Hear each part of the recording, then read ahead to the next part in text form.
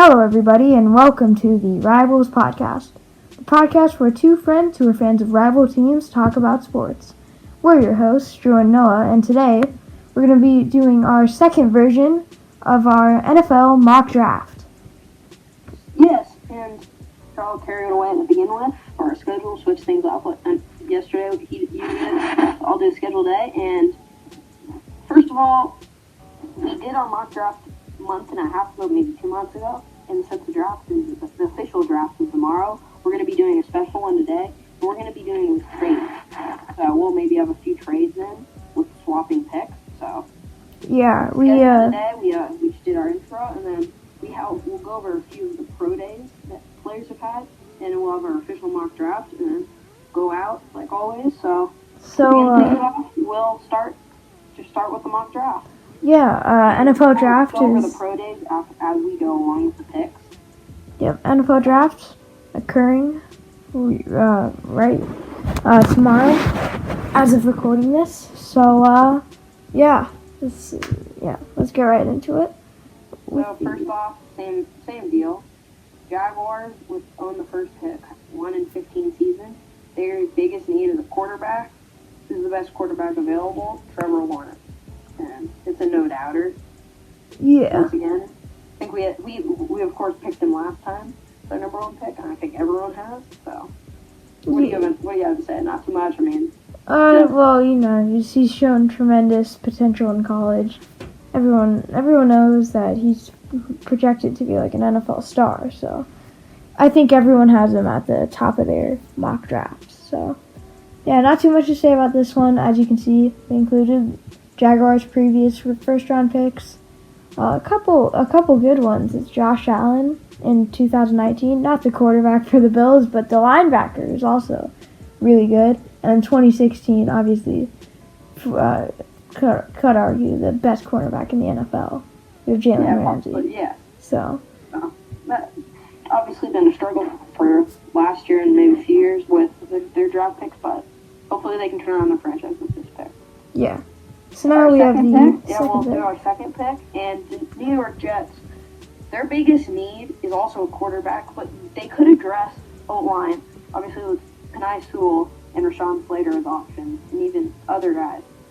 But the best option in our minds would be, like, they have Sam Darnold, they gave him a shot. I don't think it was entirely his fault, but he definitely did struggle.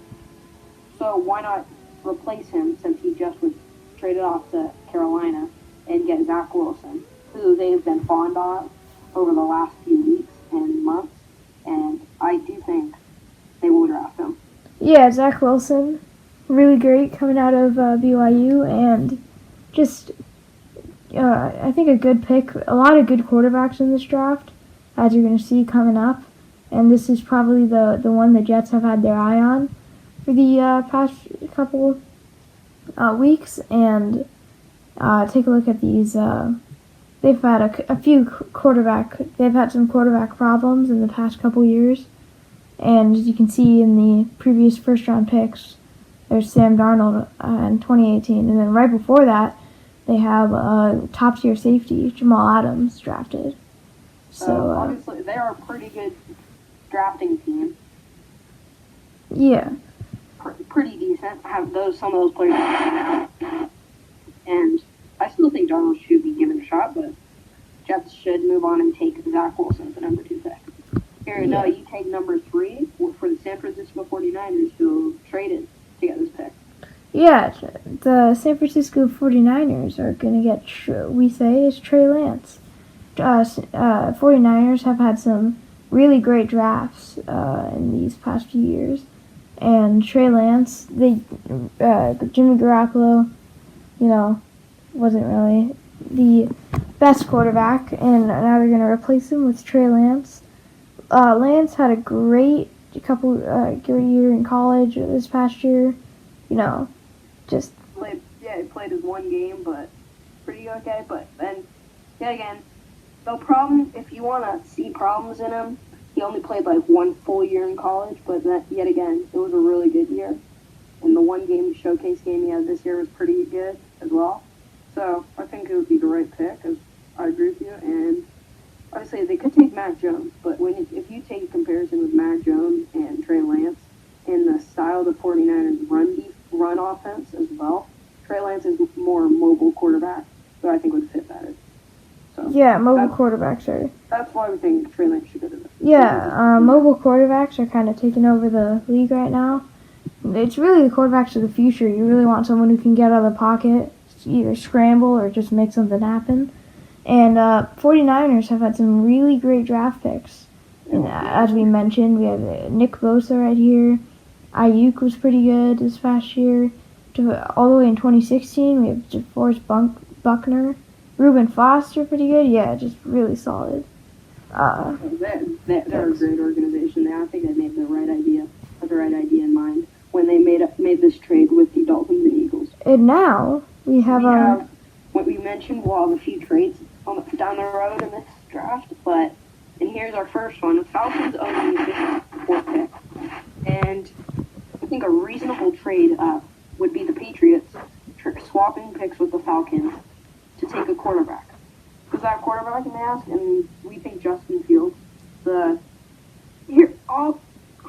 my mind, Justin Fields is probably the second. I think he's the second best quarterback in this draft. In some cases, people are like, oh, he can't like make multiple reads. Oh, he sees someone, he can't like fake out a throw and then carry down the field and make cross-body throws. That's nonsense. I think he is really good, and for some reason, his draft stock just lowered, but I think he's the Patriots. Need a quarterback. Cam Newton is not the answer.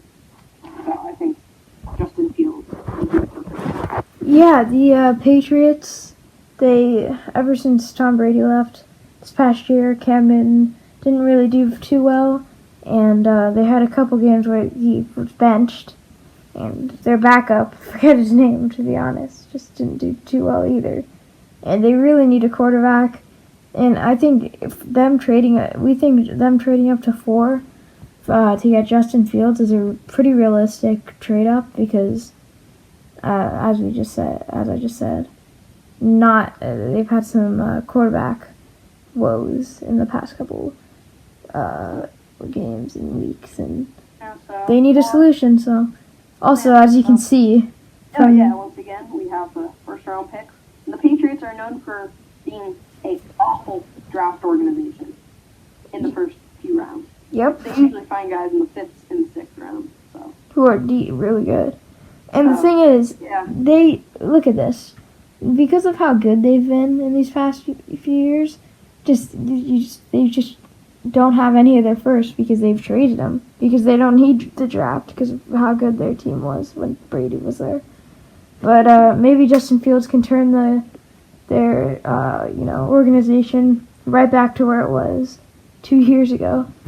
So and we'll move on to our next pick, which is the 5th pick, and no trade this time. The Bengals. This will be a brief talk about this pick because this is pretty simple. We have Penei Sewell, pretty much the best lineman in the draft. Opted out this year, but he's still the best lineman. Yeah, you need Joe Burrow. I'm pretty sure everyone said this. He had to scramble for his life every single game, and with teams like the Steelers, Browns, and Ravens, who have their best D linemen in T.J. Watt, Myles Garrett, and Calais Campbell. All 3 of those guys chasing after Joe Burrow. And then eventually Joe Burrow tearing his ACL. So that's all I would say. Penei Sewell is fast and strong, so I think he's a perfect. Yeah, and no trade here, like we said. Some people might think that the Vikings could trade up for him because of our offensive line. But we don't think that's much of a possibility as the Bengals aren't too likely to give up this pick, because of how good this is. And as usual... Breeze by that, so, you can't really make an argument for the Bengals being anyone else. It would be silly to not pick him. Yeah, and once again, we have our previous first-round picks, and they had the number 1 pick last year and had one of the best... and they drafted a quarterback, Joe Burrow, who recently got injured this past season because of their O-line, which is why they're going to have to draft some more. And, Joe Burrow was coming off of one of the best quarterback seasons of all time in college football history. So, and then down there, yeah. So 6th pick. Once again, this is a quick pick. Maybe a little bit of an argument here, but I think Jamar Chase would be a good fit because Dolphins. You have two options here. Truthfully, you have two options. I feel like Kyle Pitts or Jamar Chase. Oh. And when it comes down to it, the argument is that Kyle Pitts is a tight end. He can block, but he's also crazy fast.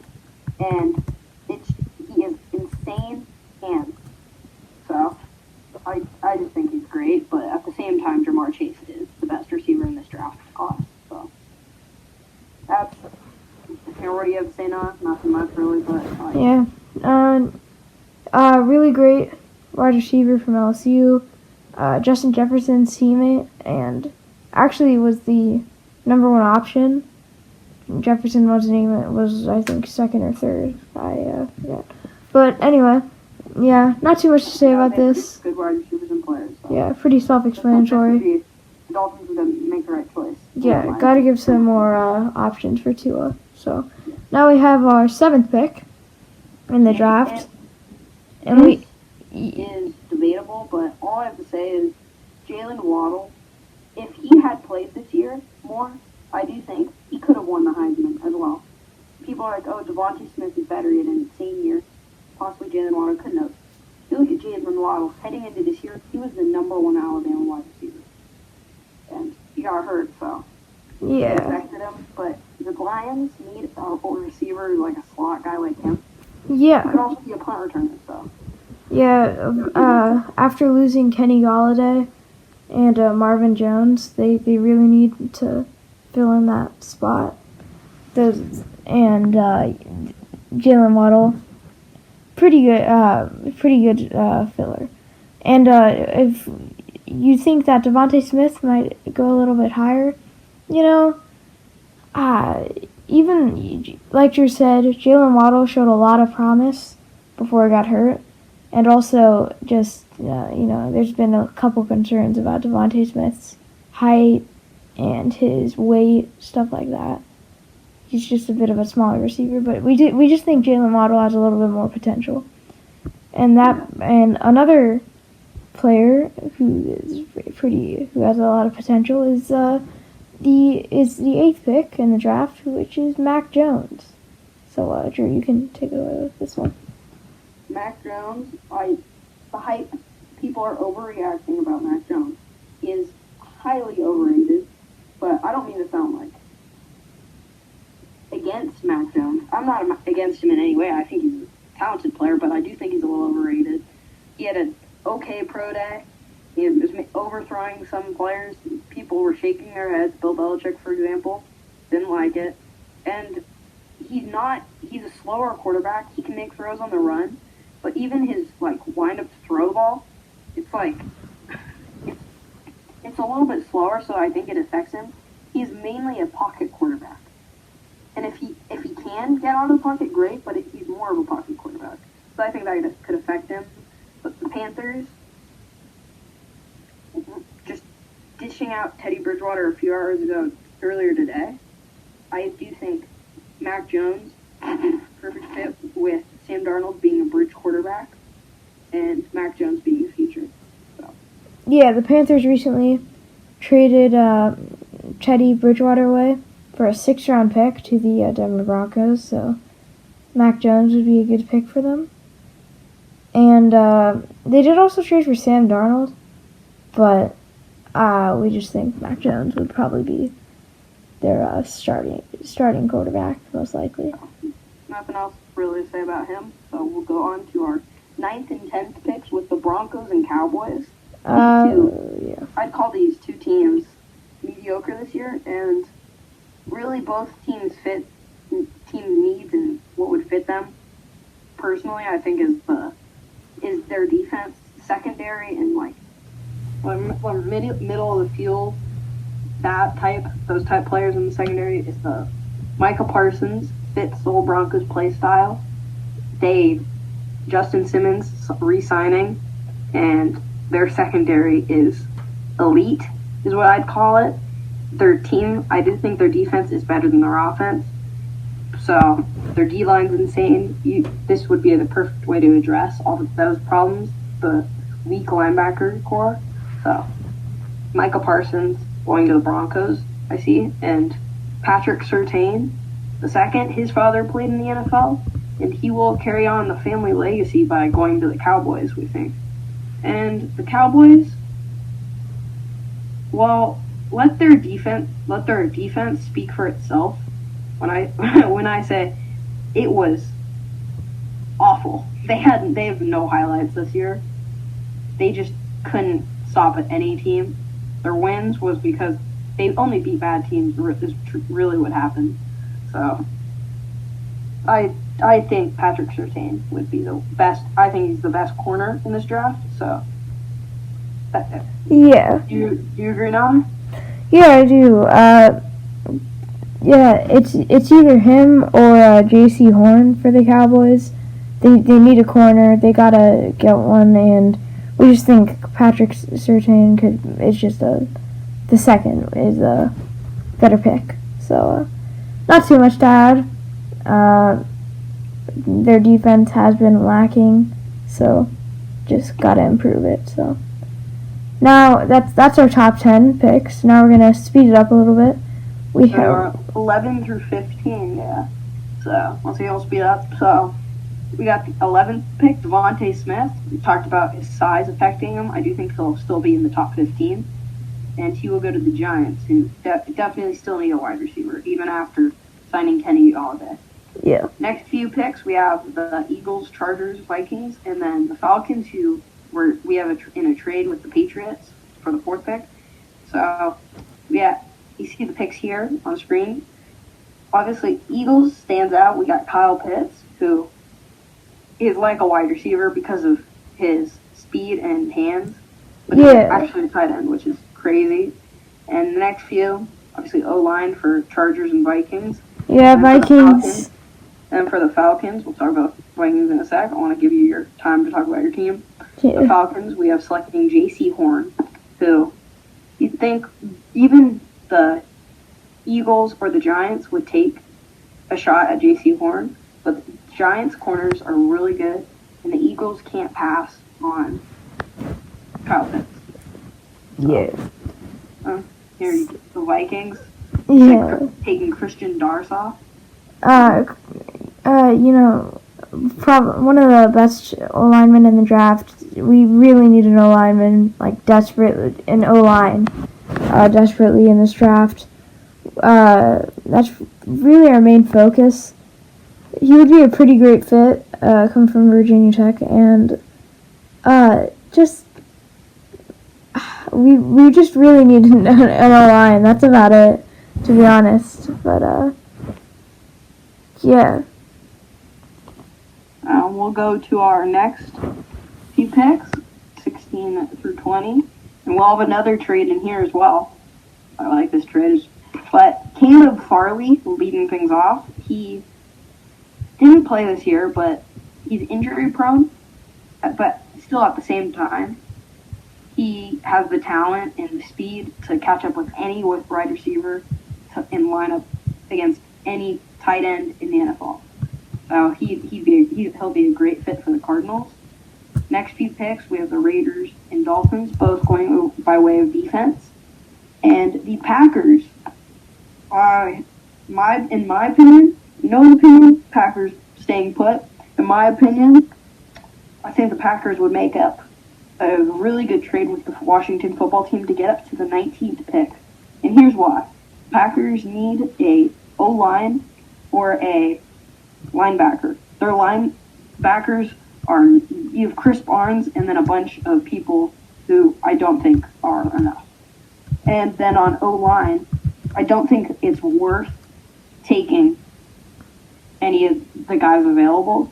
So that's why I think when they trade up, they should take Jeremiah Owusu-Koramoah, who is an underrated linebacker and possibly the best linebacker in this draft, behind Micah Parsons. So Packers are the perfect trade right here.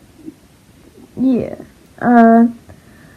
So moving on from the 16 through 20. I mean, we'll get to these last couple picks. We have the picks 21 through 26, and then here we got the Colts selecting Gregory Rosua, the Titans selecting Christian Barmore. You know, we still think they should take a shot at him because it would just be great for the Colts.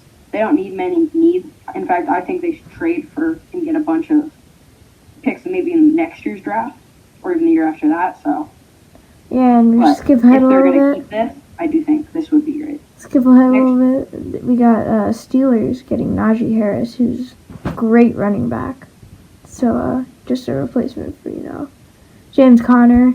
We thought would be like their franchise running back, but he got injured. Has been kind of on and off.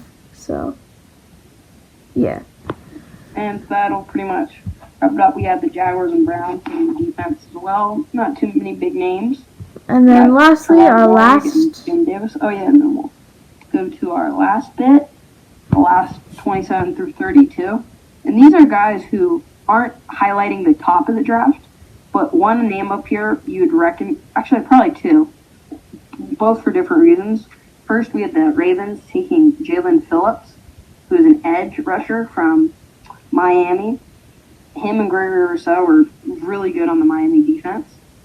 And the Ravens simply can't do enough with just Calais Campbell as a pass rusher. So Jaylen Phillips has speed and big size, so he would fit the Ravens defensive coordinator. That he's known for getting players dirty and getting them in there to stop the quarterback from moving out of the pocket as well. So yeah. And our next pick, this you'll recognize his name, Asante Samuel Jr. His father, Asante Samuel, you definitely know who he is. If you don't, look him up right now. He played in the NFL, and he was really good. So Asante Samuel Jr., not one of the best cornerbacks in the draft, but the Saints do need a cornerback. So that's why Asante Samuel Jr. would be a good fit with his hands and speed. Yeah, and then next two picks here, you can talk about them all. We have Nick Bolton and Tyson Campbell. Bills, I think the main reason they lost in the playoffs would be their defense, to be honest. They just couldn't stop the Chiefs. And Tyson Campbell could be a pretty good fit to help that, them get to that next level to try and make a Super Bowl run. And then football team, Nick Bolton, linebacker, just add to that defense that they're going here with, these couple young guys and Chase Young, who's already a leader for their defense. So hopefully Nick Bolton can be a really great defensive player for them. Yeah. So that's going to wrap it up. Picks, Ravens made a trade to get another late pick with the Chiefs, and we have them selecting a safety, and then we have the Tampa Bay Buccaneers selecting Travis Etienne, so a second running back at the end of our draft. So before we wrap things up, we'll just go over what the few trades. We had a few trades with the Packers and the Washington football team swapping picks, and the Falcons and Patriots. So you never know what can happen tomorrow on draft night. So yeah, tell us what you think in the comments. Who you think your team's gonna draft. Yeah, comment down below. Subscribe if you're new. That's just gonna wrap it up for this one.